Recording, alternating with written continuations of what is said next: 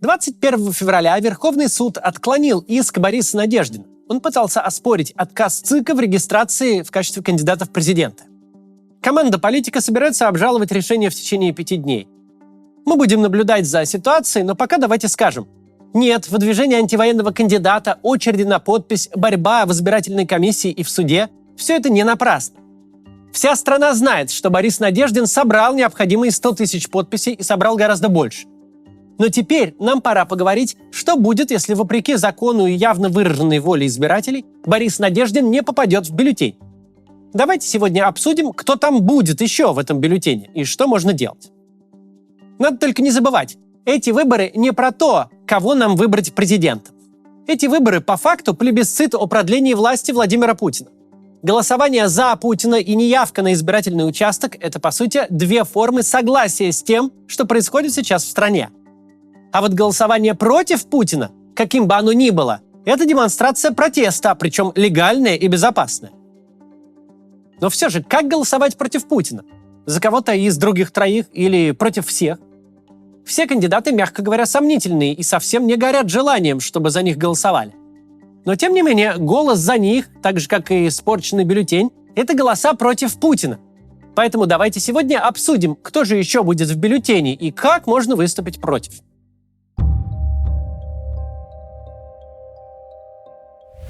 Начнем с кандидата от КПРФ Николая Михайловича Харитонова, который родился в 1948 году в крохотном селе Резино в Новосибирской области. Ему 75 лет. Если пользоваться политическими штампами, то он эталонный крепкий хозяйственник.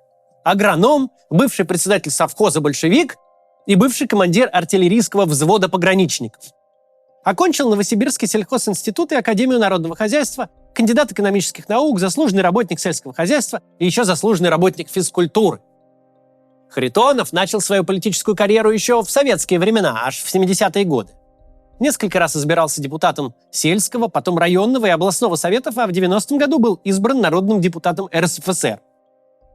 Тут как раз Советский Союз закончился, а вместе с ним руководящая роль КПСС, и народные депутаты начали разбиваться на группы по интересам. Харитонов присоединился к фракции «Аграрный союз», вошел в Комитет Верховного Совета Российской Федерации по социальному развитию села, аграрным вопросам и продовольствию. Словом, был в своей стихии. В 1993 году Харитонов участвовал в создании Аграрной партии России, АПР, и стал там заместителем председателя. Тогда же избрался в Госдуму по одномандатному округу в Новосибирской области, а потом еще трижды там переизбирался. Со временем сам Харитонов и депутатская группа под его руководством обнаружили, что у них гораздо больше общего с КПРФ, чем с Аграрной партией. В результате АПР фактически влилась в блок «Отечество вся Россия», который впоследствии стал «Единой Россией». А вот группа Харитонова прибилась к КПРФ. В конце 2000 года Харитонов внезапно стал полковником ФСБ. Прямо на заседании Госдумы устроили торжественный момент, зачитали приказ ФСБ и присвоили ему очередное звание. СМИ долго гадали, что же это было. Может быть, награда за постоянное лоббирование возврата памятника Дзержинскому на Лубянскую площадь? Точного ответа нет. Сам Харитонов говорит, что это за помощь селу и продовольственную безопасность. В 2004 году КПРФ выдвинула Харитонова, который тогда еще был членом Аграрной партии, своим кандидатом на президентских выборах. Судя по всему, на этом настаивал Геннадий Зюганов. И это неожиданно оказалось удачным решением. Кандидат занял второе место, набрав 13,7% голосов. Харитонов публично заявил, что результат должен быть выше. «Я знаю свой настоящий результат», — сказал он, — не 13, а 29%. Он утверждал, что в фальсификации виновата система ГАЗ-выборы, бесконечная несменяемость председателей краевых и областных избиркомов. В 2007 году Харитонов заявил, что выходит из Аграрной партии. Он объяснил свое решение тем, что партия стала политическим союзником Кремля и Единой России. Про себя он сказал: «Я всегда, говорит, был в душе коммунистом». В 2008 году Аграрная партия влилась в ядро. Харитонов обозвал бывших однопартийцев предателями крестьянского дела и, наконец, узаконил свои отношения с КПРФ. В ноябре 2008 года он стал коммунистом. Николай Михайлович человек опытный. С 1993 года он не пропустил ни один созыв Государственной Думы. В каждом депутатствовал, а до того тоже депутатствовал, но еще в советских органах. Став кандидатом в президенты, он обещал всерьез бороться за победу. а потом выступил со следующими хитами. На вопрос журналиста, чем он лучше Путина, ответил, что не может утверждать, будто он в самом деле лучше Путина. А на вопрос, будет ли он критиковать действующего президента, твердо сказал, что он не из таких, кто критиковать будет коллег. Вот так. Поиграли в капитализм и хватит. Товарищ Харитонов вряд ли привлекательный кандидат для моих зрителей. Однако, если за кого-то хочется все же проголосовать, то есть один аргумент. Харитонову 75 лет. Он самый пожилой из всех кандидатов, поэтому в Твиттере некоторые пишут вот так. Леонид Слуцкий, кандидат от ЛДПР. Он родился в 1968 году, ему 56 лет, был членом правления в нескольких банках, заведовал кафедрой мировой экономики и международных отношений в МИСИ, а сейчас занимает должность завкафедры в МГУ, президент факультета мировой политики МГУ. В 1992 и 1993 работал советником мэра Москвы Юрия Лужкова, с 2000 года депутат Госдумы. Леонид Слуцкий известен двумя вещами. Тем, что он унаследовал ЛДПР после смерти Жириновского, и скандалами. Обычно первым делом приходит в голову скандал 2018 года. Тогда корреспондентка русской службы BBC Фарида Рустамова и продюсерка «Дождя» Дарья Жук, а также журналистка Екатерина Катрикадзе сообщили о сексуальных домогательствах со стороны депутата Слуцкого. В подтверждение своих слов Фарида Рустамова предоставила аудиозапись разговора.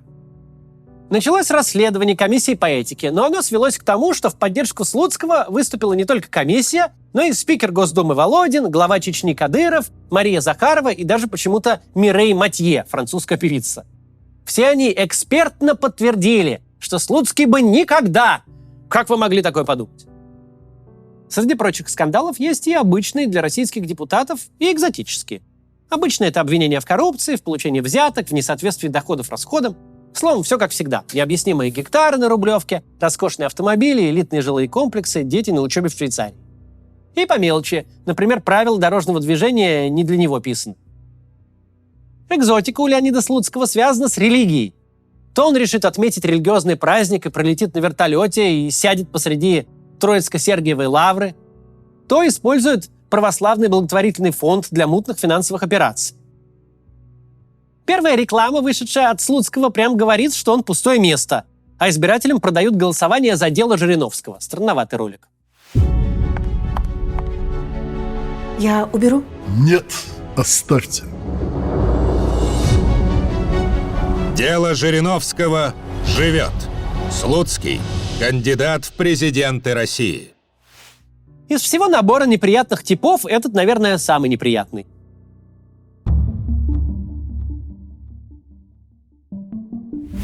Владислав Дованков интересен не только сам по себе, самый молодой кандидат в бюллетени и противоположность остальным, пожилым и статусным. Он интересен еще и партии, от которой он выдвинут. «Новые люди» — новая партия, основанная меньше 4 лет назад и сумевшая попасть в Госдуму на первых же федеральных выборах. Это удивительное явление изменило расклад, который уже давно казался незыблемым. Про новых людей часто говорят, как про кремлевский проект, который был нужен, чтобы прикрыть очевидный факт. Голосовать на выборах в Госдуму из партийных списков не за кого. Ядро непопулярно, остальные партии держатся на старших поколениях избирателей, которые привыкли к одним и тем же лицам чуть ли не из 90-х. Чуть ли не из начала вообще 90-х. Кремлевские политтехнологи понимали, что им нужны другие политические предложения для граждан. Карманные партийные проекты, у которых на фасаде популярные идеи, но по сути они все равно поддерживают Путина.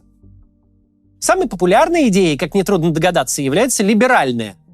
Она всем понятна, легко привлекает даже тех, кто вне политики. У нее очень много сторонников, и возможно даже, что таких сторонников большинство граждан России. Потому что, а что тут может не понравиться? Права человека, свобода слова, приоритет интересов граждан над интересами государства. Но именно эта идея вообще никак не представлена в политическом поле. Потому что очень трудная эта задача – создать карманную либеральную партию. Выходит либо не либеральная, либо не карманная. Да и лидера для нового движения найти трудно. Значимые спикеры или неблагонадежны, или недостаточно либеральны. Так что «Новые люди», проект основателя Фаберлик Алексея Нечаева, появился как нельзя кстати.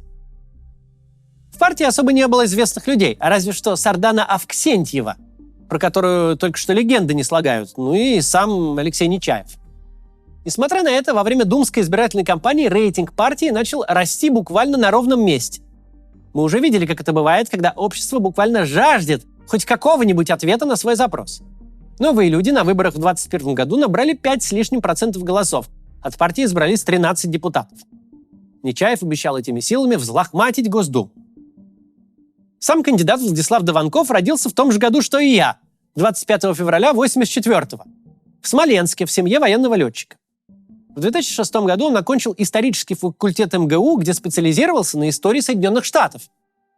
С 2013 года вице-президент компании «Фаберлик» Алексея Нечаева. Дованков вступил в партию «Новые люди» вскоре после ее создания. Он сразу вошел в руководство, а в июле 21-го в партийный список кандидатов в Госдуму. После избрания стал зампредседателем Госдумы от своей фракции, координирует деятельность комитетов по охране здоровья и культуры. В середине февраля 22 года, незадолго до вторжения, Дованков заявил, что нагнетание напряжения между нашими странами невыгодно жителям ДНР и ЛНР, украинцам и жителям России. Война – это человеческие жертвы, санкции, доллар по 150, скачок цен на продукты. В России, говорит, за чертой бедности 16 миллионов человек. Мы готовы к тому, что их станет еще больше. Крамола.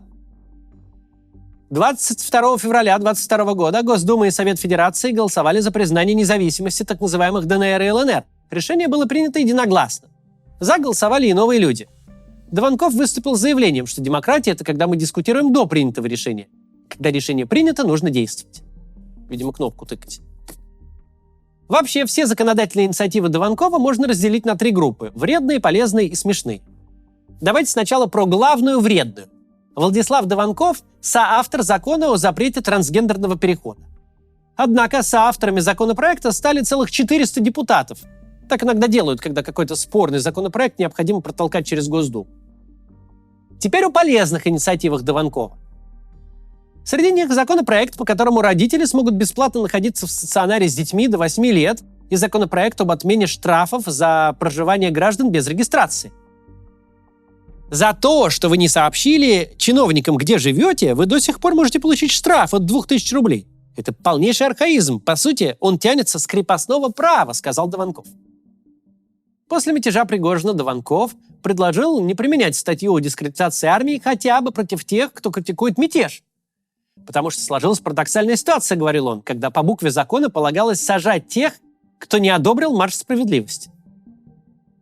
Еще Владислав Дованков предлагал признавать многодетными семьи с 2 детьми, указывая, что при нынешнем уровне рождаемости 2 ребенка – это уже неплохо. Кроме того, он выступал за сохранение моратория на смертную казнь, предлагал Роскомнадзору разблокировать в России Твиттер и Инстаграм, призывал отменить коронавирусные ограничения на проведение митингов, шествий и пикетов и убрать штрафы за самовольный ремонт дорог. Есть и просто забавные инициативы. Например, отменить домашку в школе, разработать федеральный стандарт шаурмы и отдавать москвичам плитку, которую ежегодно перекладывают на улицах города. Еще Владислав Дованков запомнился тем, что поставил подпись за Бориса Надеждина, назначил своим доверенным лицом казанского парня, который поспорил с Мизулиной. И единственный из всех сегодняшних персонажей, кто высказался о смерти Алексея Навального. И высказался, довольно адекватно. Дованков – это, конечно, не оппозиционный кандидат. Но из всех в этом списке он выглядит наиболее человекообразным. Кроме того, ему всего 39 лет, и уже одно это может привлечь ему голоса нейтральных россиян. В каких-то нехороших делах Дованков, если и был замешан, то в качестве автоболванчика, нажимающего на кнопку «как все» или ставящего свою подпись одним из 400 депутатов. Его собственные инициативы выглядят, если не адекватными, то на фоне происходящего, как минимум, нейтральными. А это уже немало. Если хочется за кого-то проголосовать, не сильно зажимая нос, то вот. Если вам совсем уж не годится никто из троицы, вы можете проголосовать против всех. Такой графы в бюллетене нет, но если вы поставите галочки более чем за одного кандидата, ваш голос станет именно таким. Дело в том, что испорченные бюллетени, находящиеся в урне, тоже считаются. И результат публикуется, то есть там, где будет честный подсчет, мы узнаем, сколько людей проголосовало против всех. Но главное, процент победителей считается с учетом голосов против всех, с учетом этих испорченных бюллетеней. Чтобы выиграть в первом туре, Путину нужно набрать 50% плюс 1 голос от всех бюллетеней в урне, включая испорченные, где стоит несколько галочек.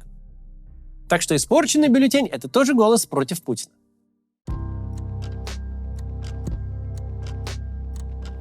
Когда наша избирательная система только создавалась, законодателям было важно, чтобы выборы были альтернативными. После Советского Союза, где в бюллетене был один кандидат, казалось, что стоит закрепить обязательную альтернативность, и больше не будет фальшивых выборов, где единственный выбор — согласиться с решением, спущенным сверху. Но система подстроилась под формальную рамку и научилась обходить ограничения. В 100-й раз, перебрав кандидатов, можно еще раз пожаловаться, до какой степени нас оставили без выбора. До какой степени кандидаты стараются показать, что они не кандидаты.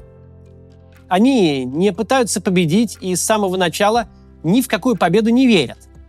Они даже не стараются нам понравиться. Но давайте отнесемся к делу прагматично. Нам с этими кандидатами не детей крестить. Они вообще в бюллетень попали по распределению. Но нам-то что с того? Каждый голос за них – это голос против Путина.